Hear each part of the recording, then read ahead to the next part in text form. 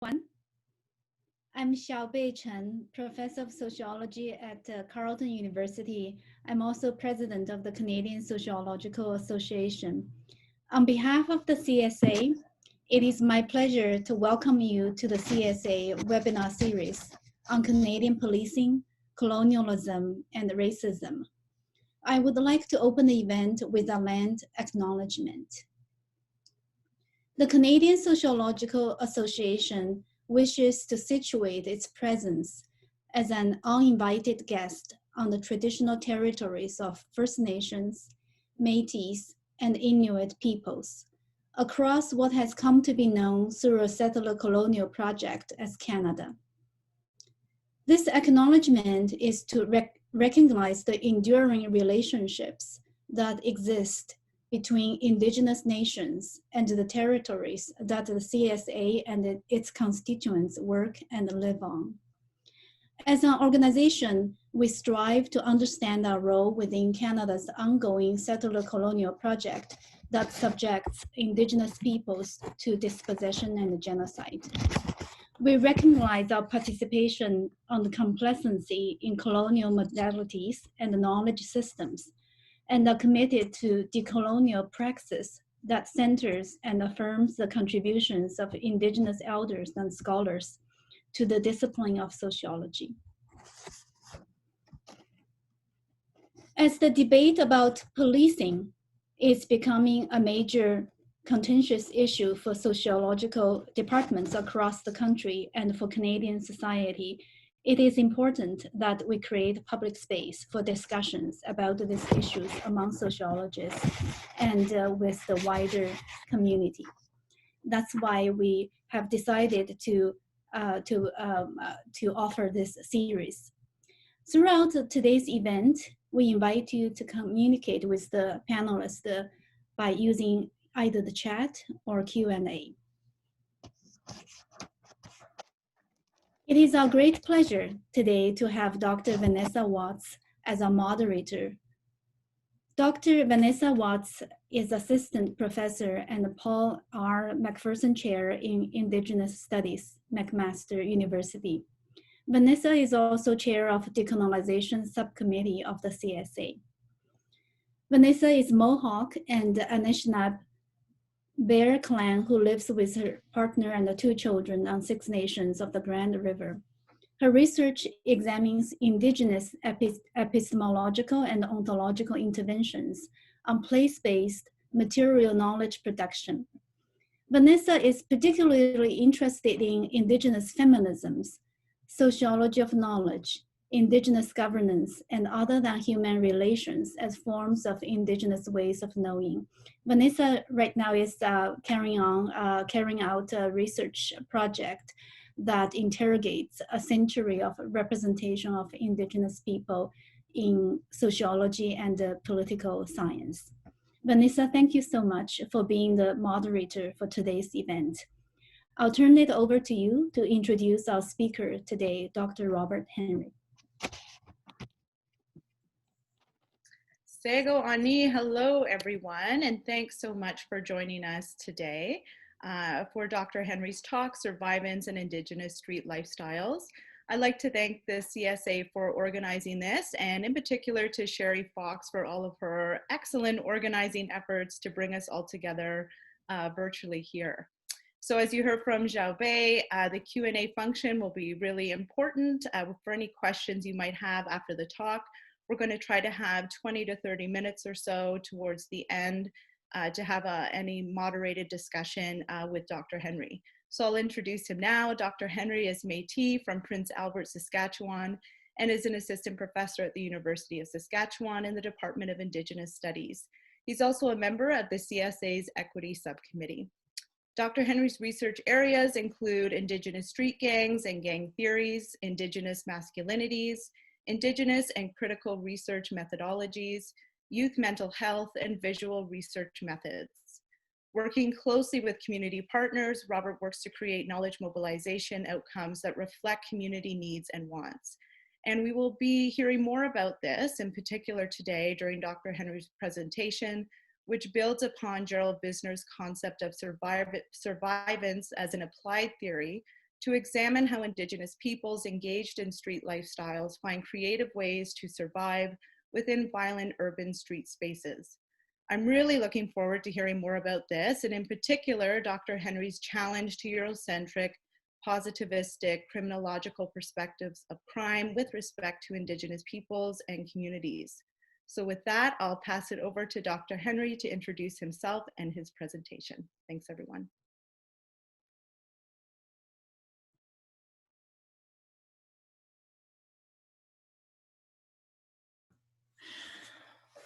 Thank you, Dr. Watts, for that. And hello, everybody. And thank you for taking time out of your day to come and listen and just to see what I have to do and everything else. So thank you for that. I'll be going through this. I do want to say before I begin, there will be a mini video that I'll be showing along with some photographs that are content sensitive.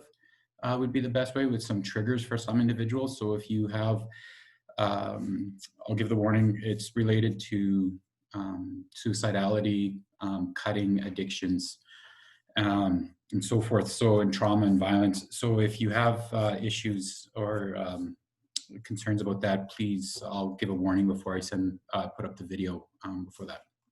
So today, really, I'm going to try and just do a quick conversation in and around some work that I've been doing for quite a few years now, and it's a continuation from my master's work that goes into my PhD that's continued on now.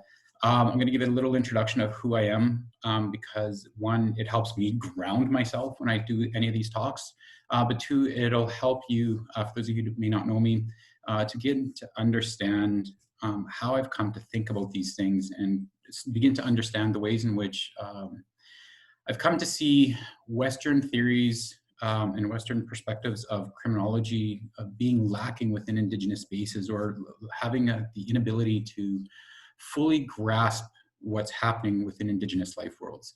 I'll go on to explain the problematic definitions in street gang theories, settler colonialism, and Indigenous street gang, and to where I am now on rereading a lot of the experiences of the life history work that I've done with Indigenous street gang members and those involved in street lifestyles through a survivance lens. And then we'll get into a conclusion with the questions to move forward. So to begin, as Dr. Watts stated, I'm Métis from Prince Albert. I've been very lucky to be able to work with a lot of community partners in and around the areas of street lifestyles. I come from a very large, extended Métis family. The bottom picture there, that's my grandpa, is the one in the hat and the tie, the young guy standing up there, and those are his brothers and sisters. So I come from a very large extended family. And the reason why this is important to state here is that when we start looking at the ways in which belonging is understood, have to understand that where I come from and how I was raised is that my fourth and fifth cousins are really my first cousins, and my first cousins are down the line. And the way in which we related to one another was more around our age and our experiences on how we built our relationships. So this will come out in some of the discussions and the analysis that I bring forward, in the challenges that we have when we're actually rereading Indigenous street spaces. I've been lucky enough to have a couple editions out there, and this is just to promote myself and some of the work and partners, academic partners. One is Settler City Limits, that just came out with Heather Dories, David Huggle, Tyler McCreary, and Julie Tomiak.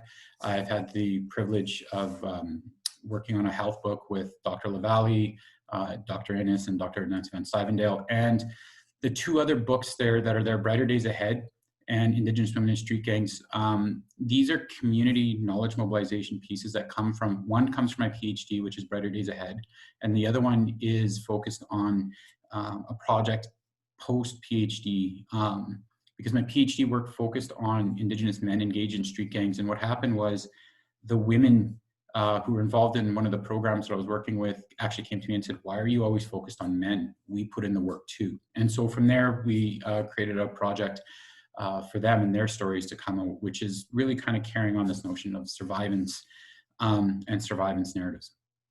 And the other reason why I have the picture of McDonald's and the $1 drink days, for those of you who aren't familiar about Prince Albert, we have kind of our own language and or lexicon, I guess, going on up there, where the double negatives, well, you're poorer than their cuz and stuff like that. So it's just to try and ground you where I come from and how I've come to try and understand some of the issues that we're talking about.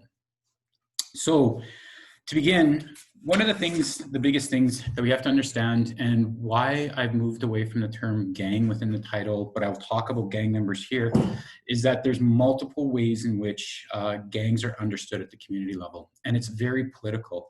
When a gang is in one community may not be in another community, and what happens is that the construction of the gang actually helps for surveillance tactics to go on. And it helps individuals to begin to construct who is and who isn't a gang member. What I've been doing with communities is having them begin to start working from a typology sort of perspective, that when individuals just don't fall into a gang, they just don't become a gang member, that there is a progression that goes on there. And when we talk about street gangs, we have to understand that there's a difference between what's going on, and not everybody involved in street lifestyles or the illegal economy are connected to the street gang. And that it's actually a very few amount of individuals who actually become involved in street gangs. And so what happens then is when we have poor definitions of street gangs, we can begin to label groups of youth, groups of those we consider as outside the norm as gang members, which then increases police presence and removal from those communities. When we look at gangs in general, a lot of the information that we have on street gangs here in Canada is derived through American perspectives. We are starting to see more British sociological, sort of more of a critical lens being brought in on this, but primarily how we've come to understand street gangs and street gang theories really does come from the Chicago School. And a lot of it focuses on youth deviant theories. So these theories continuously focus on strain, or if we look at strain, social disorganization, and control theories, many of these theories focus on individual acts of being immoral or not having proper skills to participate within society. And a lot of it focuses on middle class understandings. They focus on the ways in which these are the ways in which you have to act or you have to be a part of it. And when we take it that if everybody has the same experiences, of this can be, they're easier to understand. However, when you're continuously fighting against systems and the system is created in a way to erase Indigenous experience, the theories that are put in place really do not explain Indigenous gang involvement. And it ignores the complexities that are happening here. So what happens with a lot of the theories, one of the biggest thing that I've seen within my research is this idea that continuously gets brought out within communities and other writings that Indigenous gang members or gang members are joining gangs because they're searching for a place to belong. Now this is, it makes sense at a one level that individuals are trying to find places where they belong, but all youth do this. Everybody kind of looks for places to try and become engaged, find others who are more like themselves.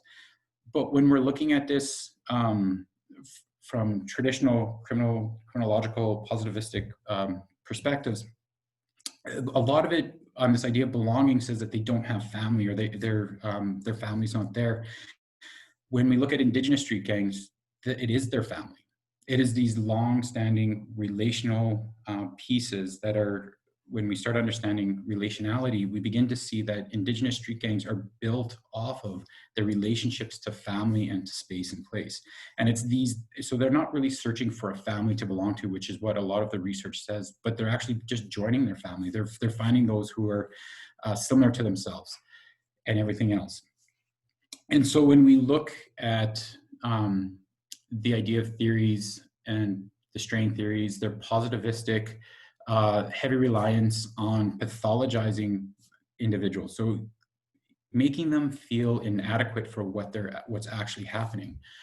And when we look at this, we can ignore or remove the social or the society's way of saying that we are all a part of this. And we can put the blame on individuals and saying, well, it's their fault. And then what happens then is we create policies and educational programs that focus on individuals to be more like us, rather than beginning to understand what is actually happening within these spaces.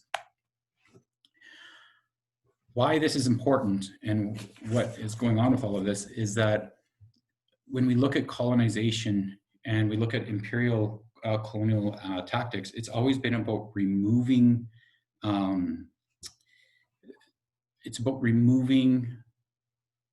specific, the word I'm looking for is it's missing here. It's about removing capital from one place to another. And so when we look at from an empirical colonial perspective, it was always about removing capital from the new regions back to the mother country. However, today, what we begin to see is that within settler colonialism, the goal is not so much the removal of resources to a different place, but it's about controlling resources and reclaiming land and space in that of the eyes of the settler. So we're looking less as idea as colonization as being an event and more as something that's built within the structure. But how you build structures and how do you maintain a control of Indigenous peoples and Indigenous bodies? So when we look at the history of colonization, the idea of the violent Indigenous body has always been something that colonization has relied on in order to exert violence and control over Indigenous livelihoods and life worlds. And so what's happened now is that the gangster image has now become that space. So rather than the bloodthirsty savage that was constructed, and Emma LaRocque talks about this within her Civ-Sav dichotomy, rather than having that construction, the gangster now becomes the image of urban decay and the ways in which Indigenous bodies now are related within this. And so the activity of clearing settler spaces of Indigenous bodies becomes morally defensible if Indigenous people can in fact be turned into debris, a transformation that is accomplished by viewing the Indigenous body as sick, dysfunctional, and self-destructive. So by creating this and creating these spaces, what we begin to do is we begin to look at the experiences of Indigenous people engaged in street lifestyles as that they're lacking, again, going back to this understanding that they're lacking morals or they're lacking an ability to move forward. The gangster image now allows us to maintain a sense of fear and control over Indigenous bodies or the way in which Indigenous people move within urban spaces. And we can utilize specific structures such as police, child welfare services, to say we need to create more surveillance, we need to control them, and we can use heightened levels of violence in order to do this because they're not really people. So what we begin to see now is that the gangster image is actually a continued reconstruction of the Indigenous body as lacking and something that we can be used to control. One of the things we need to understand as well within all of this is that Indigenous street gangs, or the history of Indigenous street gangs, is something more recent. And I focus on the prairies where a lot of my research is. And despite a long history of colonization and settler colonialism across Canada, Indigenous street gangs are a recent phenomenon. A lot of the research and literature around Indigenous street gangs continues to point to residential schools as being the access point to this. But it isn't until about 20 to 30 years after the closure of residential schools begins to happen that we begin to see an upsurge of Indigenous street gangs beginning to form. And it wasn't until the streets of Winnipeg that it's confirmed, or that we've come to understand that this is where the Indigenous street gang was born from. And it was from Richard and Daniel Wolfe, who, with their cousins and friends who had similar experiences, began to find a way to fight back against the violence that was happening on them and to take control of their life. Prior to this, when you see gangs, Indigenous street gangs, these were more focused around drinking groups, around specific neighborhoods. So you would be Robert Henry or the Henrys sitting over there on Parlor Avenue. So we'd be the Parlor Henrys, and we would be just be hanging out and we'd be doing this. So, but these weren't, again, this goes back to that typology. This wasn't a gang. It was more of a group of individuals who hung out together. What happened in the streets of Winnipeg is we begin to see a reshaping on the ways in which individuals began to identify and move forward as a way to gain economic capital within a capitalist space. And so what happened was the Wolf brothers, along with their cousins and their friends, when you look at their histories, they felt that they needed to come together. So we see this as an idea of belonging, but the reason why they came together was to get money, power, and respect. They were searching for ways in which to survive. And what they began to do was they began to find ways to survive within violent street spaces, but also survive and increase their capital within illegal street economies. And this is important. This is where we begin to see Indigenous ingenuity moving into these illegal economies to control it, while at the same time, they're looking to gain others to be a part of their group. However, we also have to understand that when we look at street gangs, just like we look at the academy, just like we look at any other social space, a gang doesn't want every single person. And this is where we begin to see a politicization of what happens, and how we begin to see a bunch of different gangs beginning to form within neighborhoods, and the politics that go on in there. So the Indian Posse was one of the first gangs to form on the streets of Winnipeg. This was followed by the Manitoba Warriors, followed by the Native Syndicate. And the other part is that when we begin to see this, and the ways in which policies were being done at the time, was that Indigenous street gangs were housed in primarily one institution in Manitoba. And they thought that by controlling the gang members, that they could control the spread of the gangs. What happened was a riot occurred at one of the institutions, and then policy began to shift. And what they did was they took the leaders from all the different gangs and spread them across to different institutions, saying that they didn't have enough, that they could take their power away because of the numbers. The problem is the individuals learned they learned psychology, they learned manipulation, they learned how to use numbers and to build on how to build their gangs moving forward. And it was actually the help of the state that actually helped to increase Indigenous street gangs to go coast to coast, which beat the other organized crime syndicates that we're more familiar with in Canada, like the Hells Angels, the Bandidos, and so forth. So it was actually Indigenous street gangs were the first groups to go coast to coast and have this connection. And the other part that we have to understand is that once individuals left the prison system, they went back into their communities and they utilized their understandings of relationality to continuously build upon their groups and moving forward within their mandates. So what does this all mean? So for the past, I've been doing research within Indigenous street gangs since 2006 when I started my master's, but the interest where it all came from was back in 1999, 2000 or 98, 99, 2000, somewhere in there. I was an educational assistant in Prince Albert at Queen Mary Community School.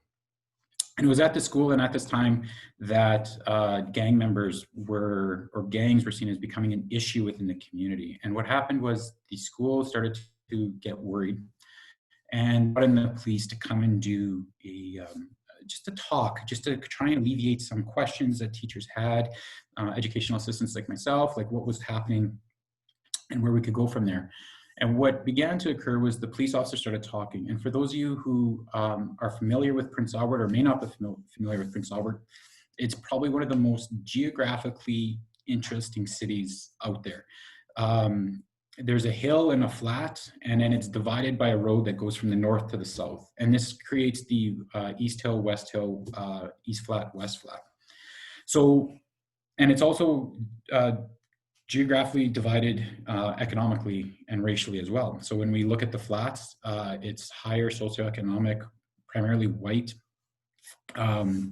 families living there. And on the flats, it's primarily Indigenous, blue collar. And as you move westward, lower socioeconomic, higher Indigenous concentrations. So what happened was the police officers came in, and this was at the time when street gangs began to reformulate themselves, and this becomes the problem with defining street gangs again, going back to the earlier part, that they began to use pop culture and utilizing the ways in which baseball teams and culture were coming together for clothing. And so at the time in Prince Albert, the police officer said it's these kids wearing New York Yankees backwards, tilted to the left, blue New York Yankees hats. And I asked the question, and I said, because kids all over the city were wearing these hats. And I said, well, what about the kids on the hill and on the East Hill? The police officer said, no, not those kids. What about the kids on the West Hill? Not those kids. What about the kids on the East Flat? Not those kids, but closer when you get to Midtown, kind of. And then I asked the question, well, so is it just the kids on the West Flat? And the police officer at that time said, yes, because those are the kids that commit crime. And this is what got me into all of this. This is what kind of brought me into the idea of, okay, what's actually happening? Because those kids on the West Flat were my cousins, and they weren't gang members. And so this is what got me into asking these questions and moving forward. So then when we start looking at this and moving forward, I began to start doing, as my education career continued to move forward, and I started to do work with Straight Up in Saskatoon, I began to do life history work with individuals. I began to ask the question, what are your first memories, and how did you, how have you come to construct your notions of identity, and how did you come to survive, and how did you make it over to where you are now? And it was through this sort of notion that individuals began to talk and tell their stories. But the problem is when I was doing my PhD, I didn't have a way in which to describe what I was seeing. The theories that were put in front of me, strain theories, the control, the social determinants, the continuation of those theories, they framed the way I was trying to look at the questions, and I kept seeing gaps. I wasn't understanding what was really happening here, and I began to see that we continuously demonized, pathologized Indigenous existence. Because I'm over here within the Indigenous Studies Department and Indigenous theories, and I'm like, okay, what's going on here? Why are these theories missing the whole point of colonization? And what is the role that colonization plays within all of this?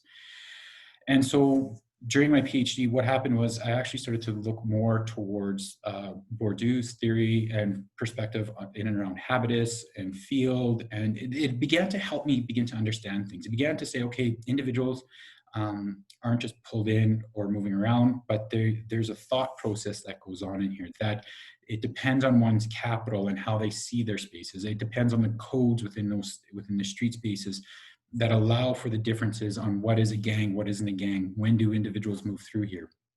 But again, even hearing this and going back and rereading some of this, I realized I was still missing a big piece. I was missing a way in which to better understand how to read life history work through those who've been engaged in street lifestyles. And what it did is it drew me to some work by Gerald Vizenor. And this is where the idea of survivance started to come in. And I started to ask, was like, is this actually what we're beginning to see? Because the problem is with the theories that I was working with the Western criminological theories, is that they focus on a point of time. They don't allow for us to understand the way in which things move through time and through space. That it focuses on a here and now, rather than understanding how do people move through these spaces. Because when we understand street lifestyles as a progression, and that street gangs, most people who join street gangs are out of street gangs within 6 to 18 months when they join the youth street gang. We have to understand, okay, why are people joining and what's going on and how are they resurging themselves on the other side?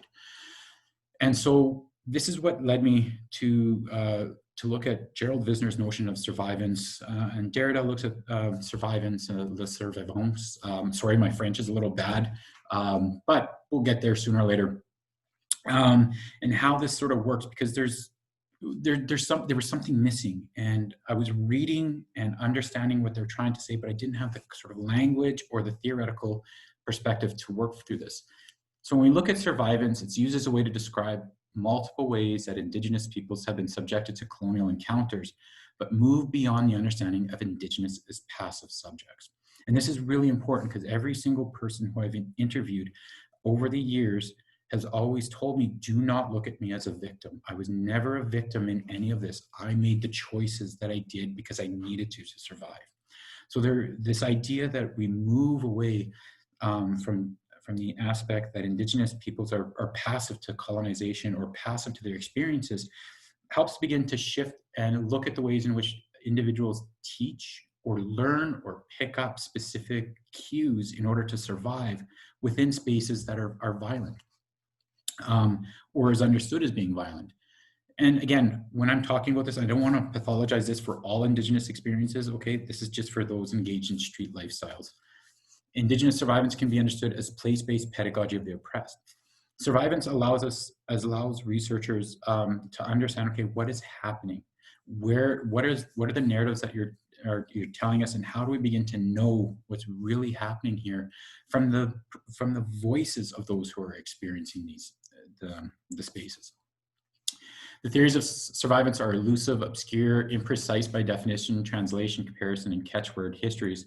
But survivance is invariably true, and just in native practice and company, the character of survivance creates a sense of native presence over absence, nility, and victimry. And I think this is the strongest thing that Vizenor brings within the idea of survivance. And Vizenor uses this within a literary sense. He doesn't, it's not in an applied sense or in real time, but looks at the ways in which Indigenous writers have come to understand post-apocalyptic understandings of self and identity. And I began to start thinking, how do we go about doing this in real time? How do we begin to use this as an applied sort of theory to understand Indigenous street lifestyle? So how do we do this without saying that they're victims to something, and that we can actually start looking and reverting the narratives that they're telling us and create the lens back onto society itself? How do we begin to reshift this? When we look at this within the process of survivance in the streets, we can see multiple things that are happening. And we have to also understand that these aren't, I want to try and put out there that this isn't a scale that we move one to the other, that there's continuously relationships or movement going back and forth across them. And it's not as clear as just saying this is survival. That when we reread some of this going back to you, you're going to see ways in which some people are resisting and it's survival, some are resurging and it's going to survival, but they're always moving towards something. They're always trying to improve and go through life to make life better for the next generation. And that's the sort of where it is. Now, we also have to understand that there's limitations in how that works, and we can interpret it differently. But when you do go through the life history and you go through individuals who are working through the space of being in a street gang and street lifestyles and working their way out, they continuously want to try and give back. The individuals who I've worked with, they continuously want to try and give back to their community, or they thought they were doing something for their community, or they're trying to do something for their children, or provide a better life for their children than what they had. And so we need to understand where it's all coming from. So the process is, one, it's survival. What are those survival pieces that individuals need to survive? And sometimes it is joining a gang. Sometimes it is enacting in violence in order to protect oneself. What is resistance and resilience? If we take settler colonial theory and we acknowledge that it's around us and it abounds us, and it creates the relationships between Indigenous and non-Indigenous communities across Canada, that it's always there. And we understand that settler colonialism, again, is about the erasure of Indigenous presence and Indigenous bodies. The gang itself, just joining a gang, is a site of resistance, because what you're doing is you're claiming space. You're reclaiming space, and you're showing that you're there. And this can be through the identification of tagging, walking together through groups. But it's also a perverted sort of way to understand the ways in which power can be done. So when individuals are joining gangs for senses of power, when individuals, where they walk into a place and people would look down on them, when they come in as a group and people move around, individuals would say that was one of the greatest pieces of self-esteem that I had, was that it was a sense of power that was given to me. There's resurgence, and then there's an active presence over absence, and an active creativity and adaptation to environment. So I'm going to play a video here. This is the video that I said has some issues. It is a digital story that I worked with one of the young individuals, and she did a spoken word poem, and we put it together in here, and it's my voice. So I'm sorry you're going to have to listen to my voice still, but let's just listen to it and see where it goes.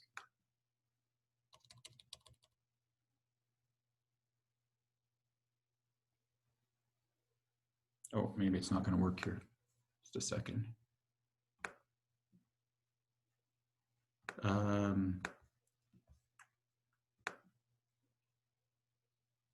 No, it's not going to work here.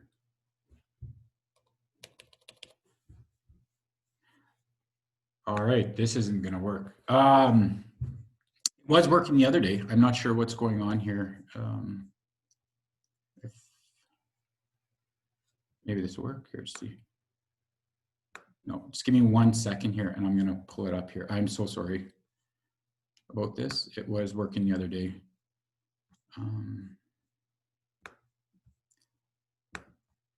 Well, and look at this, Vanessa, Dr. Watts, even though that we did all of this and we had it all going, it's still not going to work properly.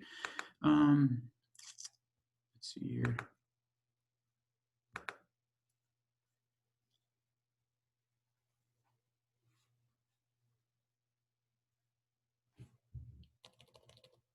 Is it work? Can you hear anything?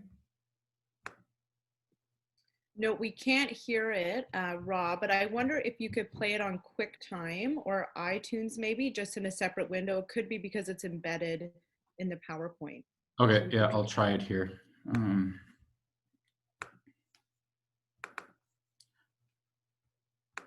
See if this works. If it doesn't work, then we'll have to try it again, or we'll just move forward.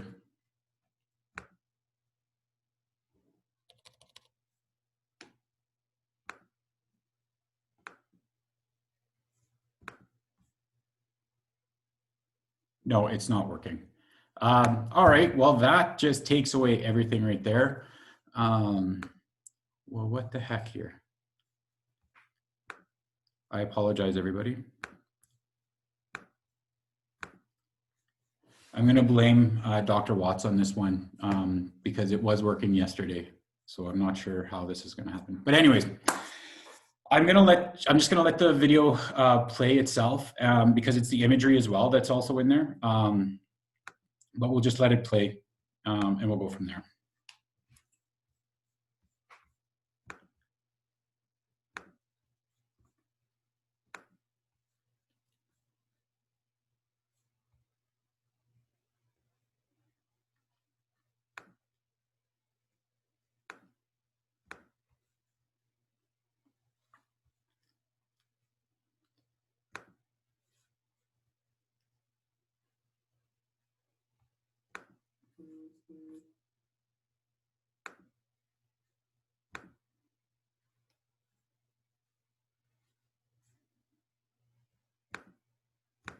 And children. Oh, here we go. Got it all figured out. Let's go here. Around with our friends. We didn't have. Okay, I got it figured out. Thank you. Sorry about this. We have been silenced by the ones who stole our innocence before we ever knew right from wrong. We have been silenced because if we open our mouths for the wrong things others have done, we pay for it. We couldn't be ourselves growing up. We couldn't laugh as loud as we could. We couldn't.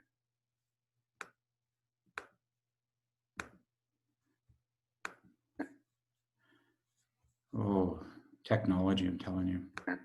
Run around with our friends. We didn't have the luxuries other people had. We were taught young that certain colors are bad. We can't go into certain neighborhoods if we weren't wearing the right color. Don't walk around without a weapon. Always watch your back. Don't trust your friends. Don't even trust your family. The girls are told, never trust the men because they're all hungry. Don't wear shorts while your uncles are visiting or while men come to the house. Don't talk to the men who come sit or come visit. Don't be seen. Stay in the shadows. We were made to be uncomfortable. We were supposed to be. We were supposed to feel safe, supposed to feel free. The boys are told men don't cry. Don't ever show a girl that you like her because she'll break your heart. They were taught from a young age to hit women.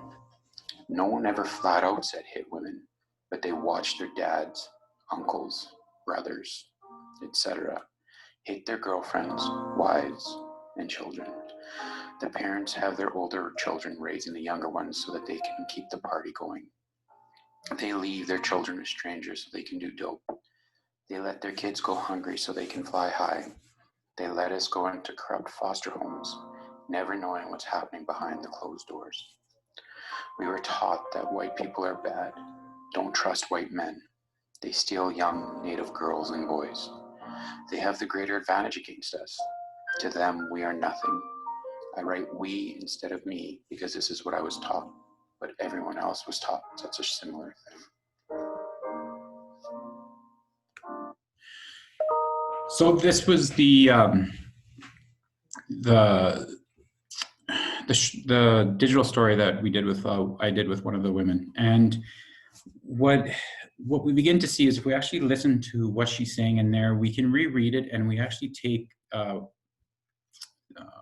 Western theories, and we can say, look at the strain, look at the social disorganization that was going on in there, look at the control, social control theories. All of those theories will fit in there. But if we actually start peeling back some of the layers that's going on there, we really begin to see that and this is a very young individual who's just starting to figure out how to move through different spaces, is the idea that Indigenous survival was foremost under there. It was teaching individuals, young kids, on how to survive, how to protect themselves within those spaces, and everything else. And now, when we look at this, we can begin to understand, okay, what are the reasons why this is happening? What are the impacts that this begins to have? As individuals begin to move through this phase, or this not phase, but the ways in which they're moving through Survivance, or we can reread Survivance as a living theory, we also have to understand, so through her, she was talking about the ways in which survival comes, and later on she talks about different things about resistance and resurgence moving forward. But while I talk about resistance, it needs to be understood that individuals are resisting. And again, most are resisting poverty. Most are looking to resist violence against themselves. Most are trying to find ways in which to survive. This becomes the space, the illegal street economy. Individuals are trying to make sure that they're there, that they're trying to move forwards. With individuals engaged in street lifestyles, the gang becomes that resistance. When we look at it through like a masculinities, and we look at what it is to be a man through this Western notions of masculinity, we begin to understand that being a man is one who supports or has financial abilities to support their families and protects their families and everything else. But what happens when you are excluded from economic opportunities? What happens when you are limited in where you can get the necessary capital to say that you're providing for your family? You got to go other ways to do that. And this is where the gang or gang involvement comes for some people, that they're resisting this idea that for men, I'll just focus on men here real quick, that the men are lazy. Gang work isn't lazy. Gang work is very difficult. It's actually harder to do that because you're always on, and there's a lot of impacts that happens after that. So when we look at this, although the gang is viewed as negative, it misses the entire point that agencies that I've had to work with, that for a lot of community agencies, if it wasn't for the individuals looking to get out of the gang and move through the gang, but also understand the ways in which street politics work, they wouldn't be there themselves. And so we can look at this and we can start seeing the ways in which different organizations begin to utilize street culture and street lifestyles, but are reframing it and are bringing it back, but with a positive piece to it. So the photographs that are here, the one on the bottom left, that is, excuse me, that's the Crazy Indian Brotherhood. Now, when we look at this and look at the understanding of street gangs and what they are, they wear vests, they have a credo, they go through it all. So we look at them, they can be gang members, but at the same time, they're reshifting things. We have the Bear Clan Patrol, and moving through within that, which is all focusing on supporting and resisting violence to individuals. They're supporting communities. They're moving through different things. When we look at the idea of resurgence, this is more of an area where, as individuals age and they move through the space, they begin to resurge themselves and their identity of who they are. Who are they, not just as an Indigenous person, but who are they and what are their relationships to community? As Matt says, I didn't want them to have my life, you know. So right away, I was trying to make steps. They never miss a day of school. They've never done drugs. They've never been a part of the gangs or nothing. They're doing good. My daughters as well, they're doing good. I took a First Nations Child and Family Services Worker Diploma program to become a CFS worker, but I didn't want to become a CFS worker. I become a therapist of all things. Who would have thought that, right? But I work with exploited or at-risk youth, and they absolutely love me, especially the ones that are, you know, kind of trying to be groomed. I talk to them right away, and I've steered so many kids away from that. It's unbelievable. What happens then is when we start rereading individuals' life histories and going through, we begin to see ways in which they've had to endure extreme violence within certain spaces, that the structures themselves have placed them in vulnerable positions, but they found ways not just to survive, not just to resist their erasure, but as they're supported in specific ways, they find ways to resurge and give back into their communities, to give back to their children, and to try and build a better space within their community. Finally, when we look at this, survivance in the sense of the native survivance is more than survival, more than endurance or mere response. The stories of survivance are an active presence. The native stories of survivance are successive and naturalist states. Survivance is an active repudiation of dominance, tragedy, and victimry. And with that, I just want people to begin to understand that when we're looking at individuals engaged in street lifestyles, those engaged in street gangs and different things, a lot of the times they're engaged in the behaviors they're engaged in because they don't see any other way to do it. And it's not about being immoral. They're finding ways to survive in order to try and make it to the next day. And simply by doing that, we're challenging settler colonialism. It doesn't have to be positive all the time, but it is a way in which we continuously create a presence of ourselves here. So with that, I'm gonna just follow off and just say, these are 4 of the partners that I've had the opportunity to work closely with over the years. Straight Up, located in Saskatoon, who work with Indigenous, primarily Indigenous male and female adults looking to exit the street gang lifestyle. EGADS, which is a youth program. It's nationally recognized for the work that they do. Then you have OPK, Ogichwa Pamatwin Kanamatwin, out of Winnipeg, and GAIN, the Gang Action Interagency Network. And through that, I just like to say thank you. And hopefully you got something out of it today. But with that, we'll just open it up for some questions.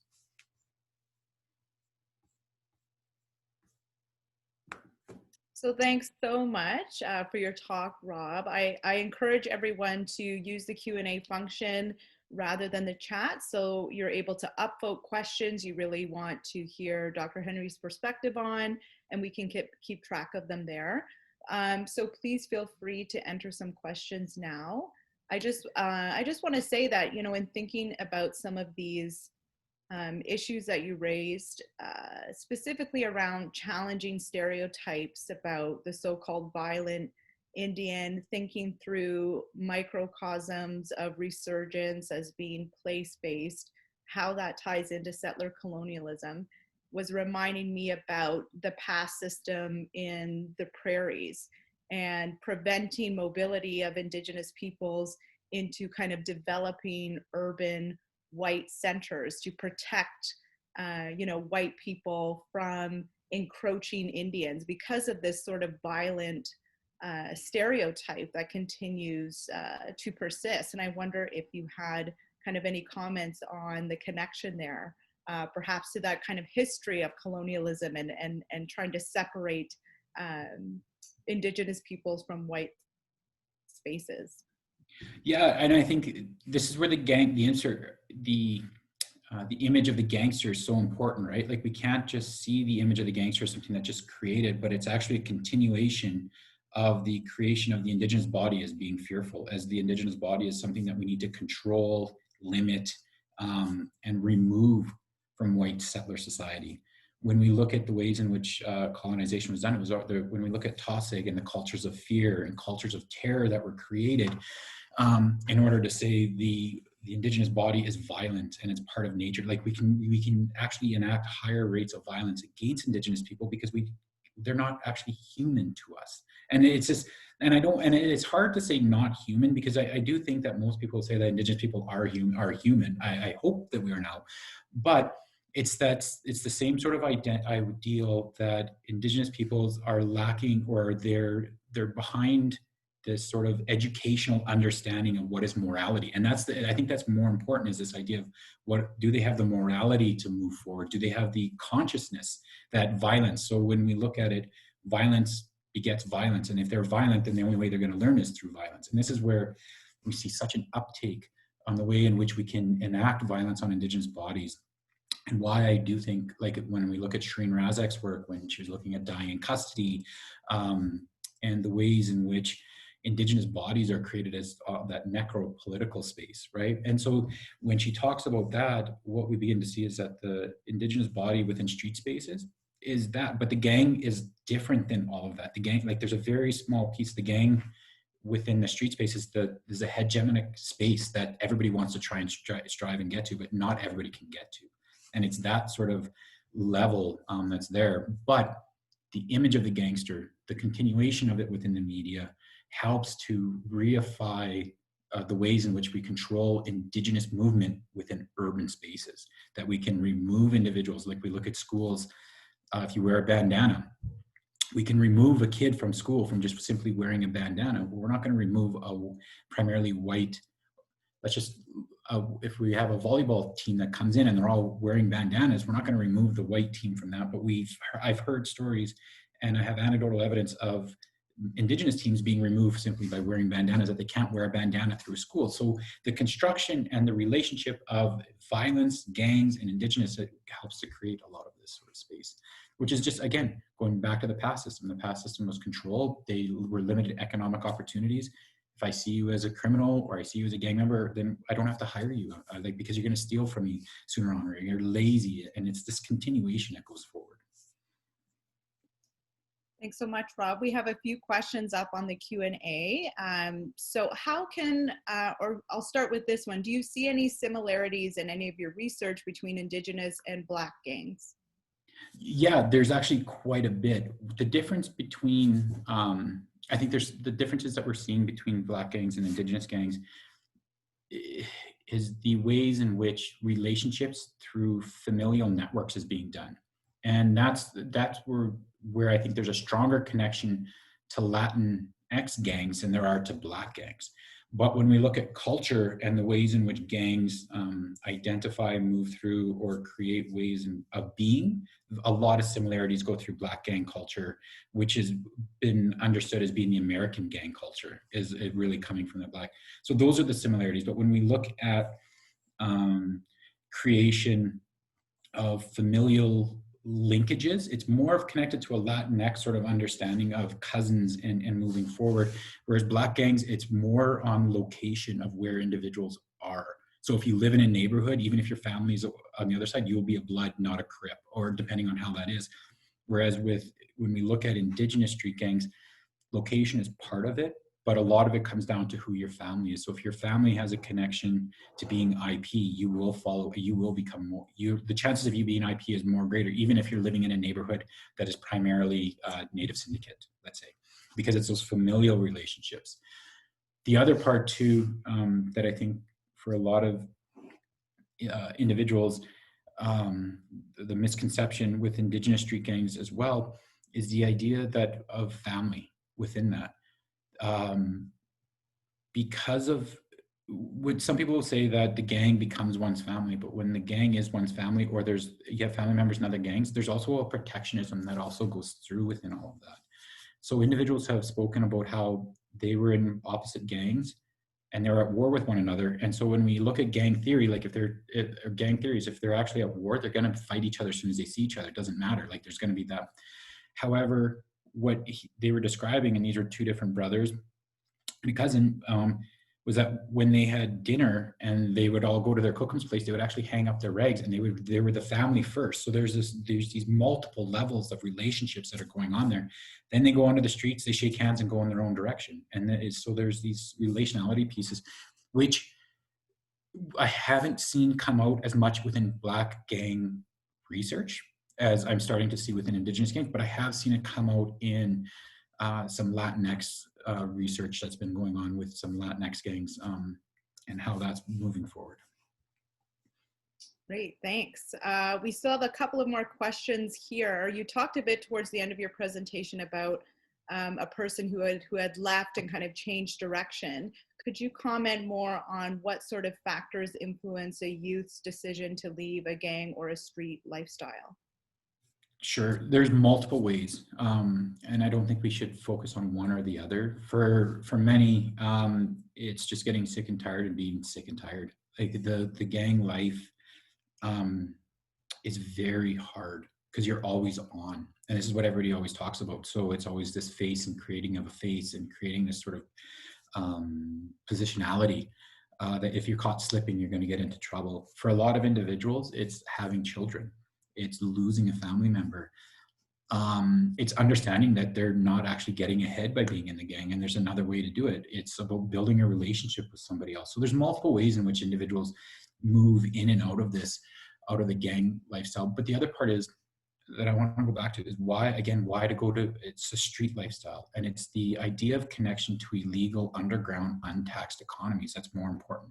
The gang helps individuals get into that economy, but you can leave the gang and still be a part of that underground economy.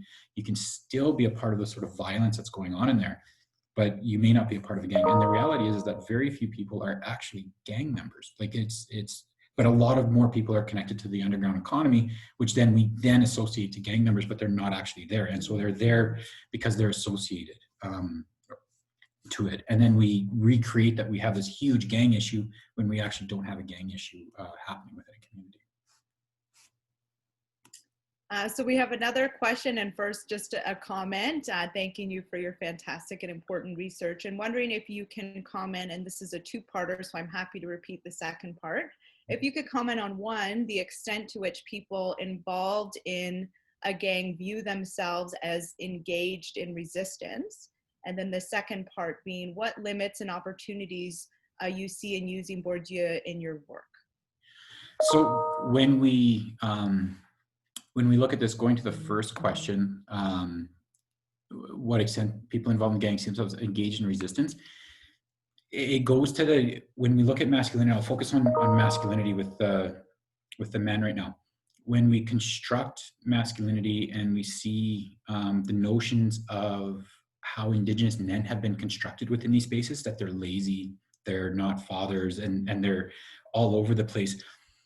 The gang becomes that resistance to that they are taking an active presence within their life, that they're not just lazy, they're not a victim. And that's sort of the resistance that we see at other levels that I didn't get to talk to you about today, is the ways in which the gang challenges Western notions of Indigenous males living in specific street lifestyles as being a drug addict, as being a drunk, as being just unable to live their life, or that they're just passive to what's happening to them. The gang member is something that is resisting all of that. It's when individuals speak, they're talking about, I didn't want to be like my dad who was a drunk. I didn't want to be like my uncle over there who was lazy. See, I wanted to take control of myself. I wanted to have control of my life, and the gang gave me that. Now, when they revert back and they look back at it, they do begin to see that it was a negative way. They do understand, and that's part of learning, and that's that resistance as well, right? Like the resistance to change the way in which individuals are moving. I'm going to resist being that violent gang member that society wants me to be, or society sees me to be.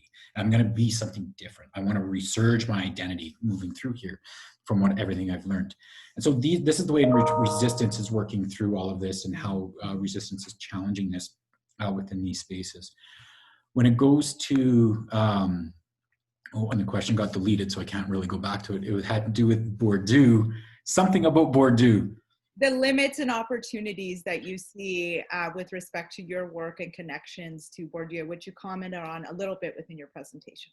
Yeah, so what I liked about when I was seeing Bourdieu and coming in and helping me begin to understand this is the idea of his notion of habitus, and the way in which the environment shapes languages and shapes the way in which individuals interact or react to specific experiences, and how that works. And so when we look at this, Bourdieu will use the field and will use capital as a way to say these are where people are. What Survivance does is it actually puts the idea that the individual's the social piece.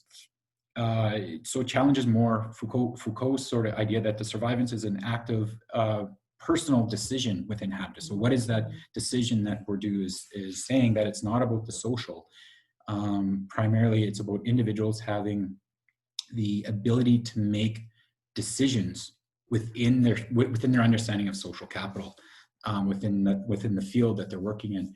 And so Survivance actually helps us to understand that, moving beyond within this idea of Indigenous relationships to settler society at the same time.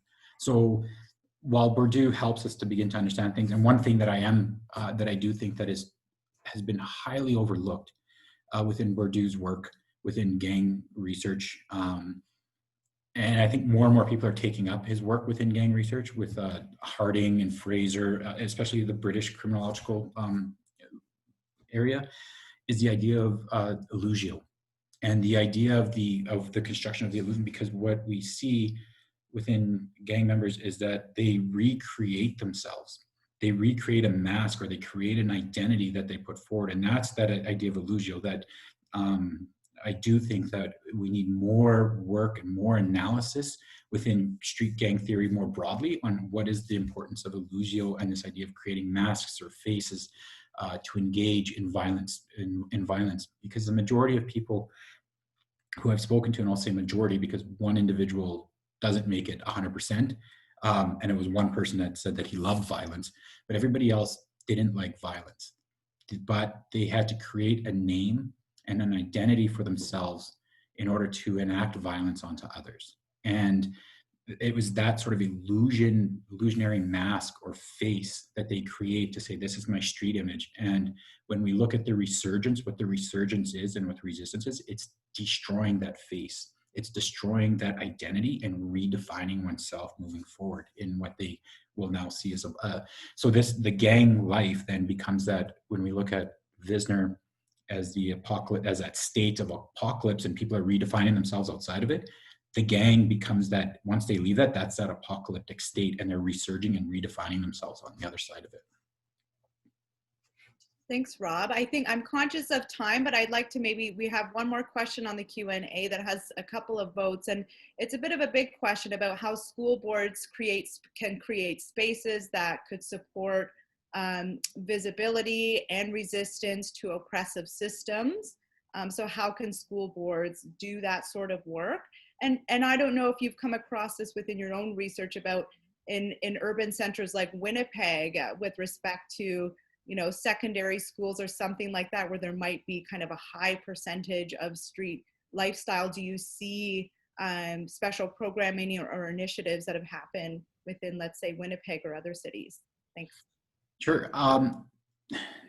There's no one answer to any of this because every community is different. And I think that by saying, here's this program, you utilize this program, actually is probably one of the worst things we can do, because this is what happens with gang programming. And I'm going to just go more broadly here.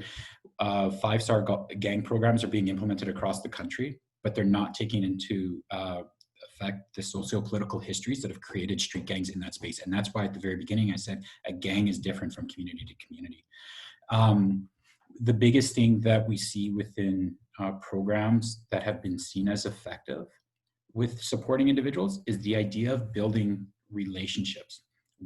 Building relationships where people are at, not trying to say you have to be here, but where are you and how do we get you to where you want to be?